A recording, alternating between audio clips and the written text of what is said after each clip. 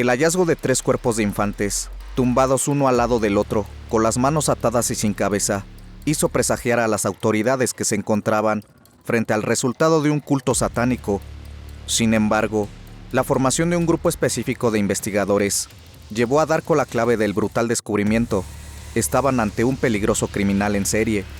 5 años tardaron en percatarse de muchas desapariciones que se produjeron en Colombia. Tenían un único responsable: Luis Alfredo Garavito, apodado La Bestia. Su detención, tras el intento de rapto a otro menor, hizo que terminase confesando cerca de 200 crímenes, todos ellos bien documentados en su agenda negra del horror, y que fuese condenado a 40 años de prisión. Presumiblemente, Garavito saldrá en libertad en el 2023, tras cumplir las 3/5 partes de su pena. Bienvenidos a Historias Cronológicas. Luis Alfredo Garavito Cubillos nació el 25 de enero de 1957 en el pueblecito colombiano de Génova, donde se crió con 6 hermanos. Él era el mayor, y con su padre, Manuel Antonio, del que jamás recibió afecto alguno, sino todo lo contrario. Las palizas fueron la tónica habitual. Incluso sufrió toda clase de torturas: quemaduras con velas, cortes con navajas de afeitar, golpes con palos mientras lo ataba a un árbol. Estas vejaciones no fueron el único trauma que Luis Alfredo tuvo en la infancia, puesto que un amigo de la familia abusó de él con 13 años de edad, y tiempo después, el joven trató de vengarse, contratando a unos sicarios. A partir de ese entonces, la víctima se convirtió en verdugo y desarrolló una personalidad agresiva, iracunda, psicótica y paranoica, sumando a una fuerte atracción hacia los infantes. A los 14 cometió su primer intento de abuso. Acorraló a un pequeño de tan solo 5 años de edad. Sin embargo, lo descubrieron. Aquel problema desembocó una ola de crímenes que emergió cuando Garavito contaba con 35 años de edad. Cuanto más torturaba a sus víctimas, más placer íntimo sentía. Antes de comenzar su carrera criminal, el colombiano llevaba una aparente vida normal, ejerciendo como vendedor ambulante de estampitas religiosas del Papa Juan Pablo II y del Niño del 20 de julio, con las que recorría gran parte del país. Y aunque su comportamiento era poco sociable, con tendencia a la venganza, Garavito trataba de calmar aquellos fantasmas con cantidades exageradas de alcohol, pero aquello no hacía más que incrementar sus estallidos violentos contra todo aquel que estuviese delante de él, como parejas, jefes o compañeros de trabajo.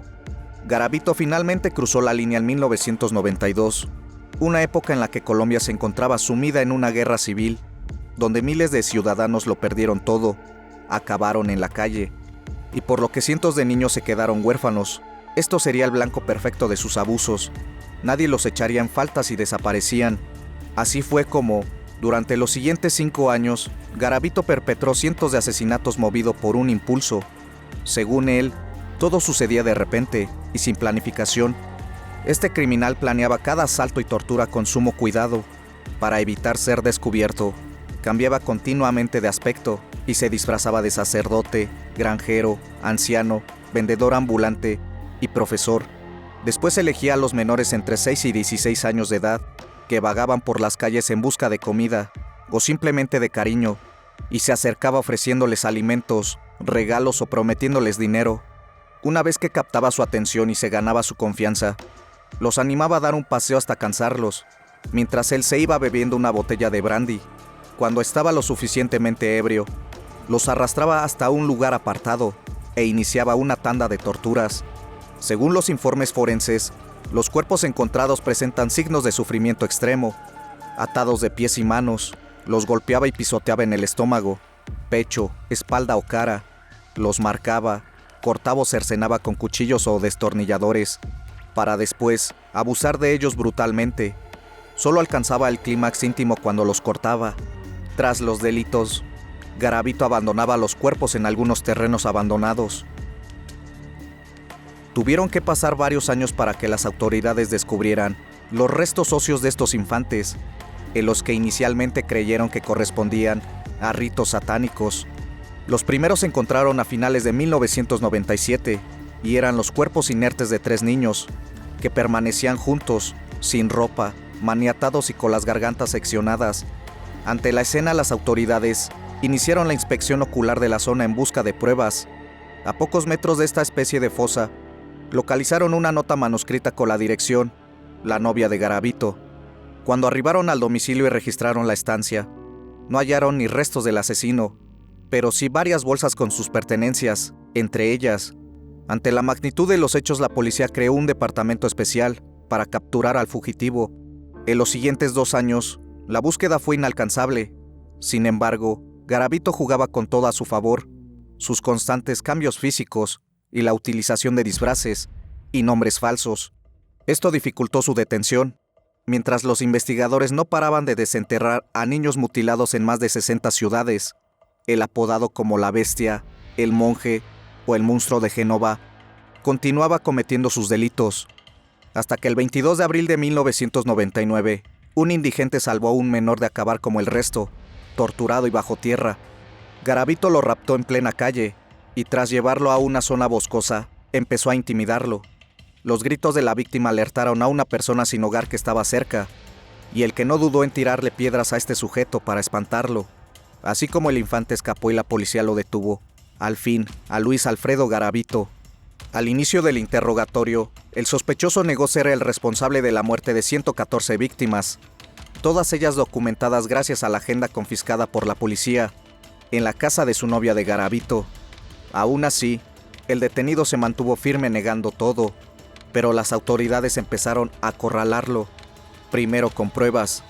En las escenas de los crímenes hallaron las cuerdas con las que maniataba a los infantes, restos de su ADN en los cuerpos, además de una botella de brandy vacía, siempre de la misma marca.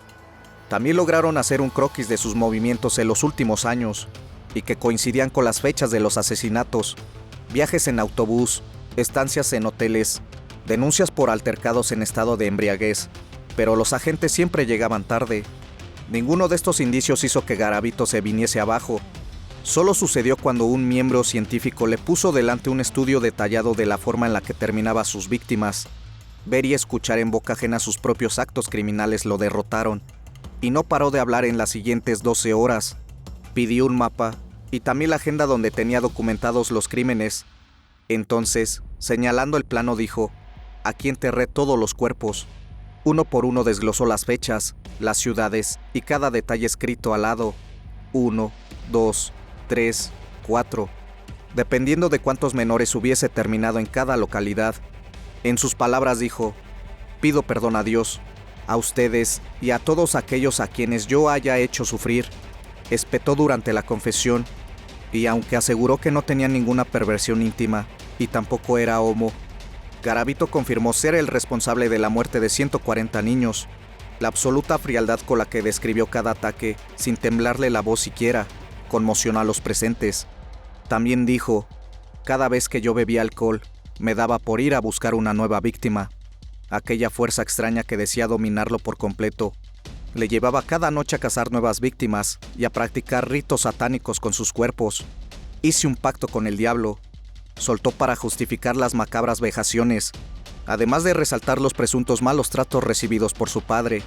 Todo ello llevó a los psiquiatras forenses a elaborar un perfil psicológico, el cual el resultado fue: es un hombre muy peligroso, que finge emociones que no siente, se emociona con el riesgo y al que le encanta la sensación de dominio y de ejercer un papel superior.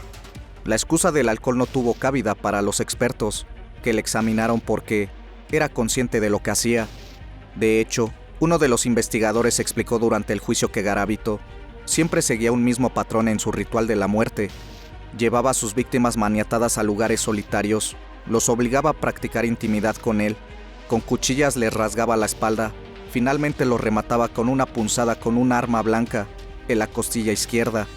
Con una personalidad desinhibida que jamás frenó sus impulsos criminales, el detenido también presentaba tendencias a la depresión y a la autoeliminación, aparte de poseer un carácter fácilmente irritable. De ahí que, hasta la celebración de julio, permanecía en una celda de alta seguridad, en la prisión de Villavicencio. Querían evitar que Garavito atentara contra su propia vida. El tribunal lo condenó a 1,853 años y 9 días de prisión por privar de la vida a 138 víctimas. No obstante, Gracias a su colaboración a la hora de localizar los cuerpos, y a que la ley colombiana establece penas máximas de 60 años, Garavito vio reducida su pena a 40 años. Así, cuando tenga cumplidas las 3/5 partes y si sigue manteniendo su buen comportamiento, podrá optar a la libertad condicional. Todo apunta a que ocurriría en el 2023, pero la salud de Garavito se deterioraba, ya que desde hace años padece leucemia y ha tenido que ser atendido en distintos centros hospitalarios. La última vez fue en un verano, cuando lo trasladaron de urgencias de la cárcel de la Tramacua de Valledupar, debido a una recaída. Actualmente se encuentra en estado terminal. Hasta la fecha, el recluso pasaba las horas solo en su celda, elaborando pendientes y collares. Le prohibieron salir porque instituciones penitenciarias temían por su integridad física. Por eso evitaban que el colombiano tuviese contacto con otros presos peligrosos, que veían en Garavito al peor de los monstruos. Él mismo reconoció, ya estando entre rejas, cometió una serie de conductas que infringen las normas penales y las morales, pero soy un ser humano igual que cualquier otro, con fallas, pero no me considero peligroso. Así se lo explicaba a John Sistiaga en el capítulo Infancias robadas del programa Tabú, donde Garavito insistió en haber cometido una cantidad de errores de los cuales estoy bastante arrepentido y estoy pagando una pena. Esto es duro, pero aquel testimonio no correspondía con la realidad. Fue una serie de excusas que incluso hicieron temblar al periodista español.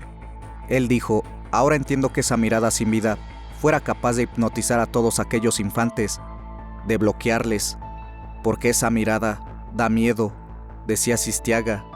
Y es que cuando la bestia se despidió, le sonrió y le dio recuerdos para sus hijos. Espero que este relato haya sido de tu agrado. Como cada semana podrán escuchar y ver una nueva historia. Comparte el video y activa la campana de notificaciones para que no te pierdas de estos casos criminales. Y si no estás suscrito, te hago la cordial invitación a que lo hagas. Esto es Historias Cronológicas. Hasta la próxima emisión. Buenas noches.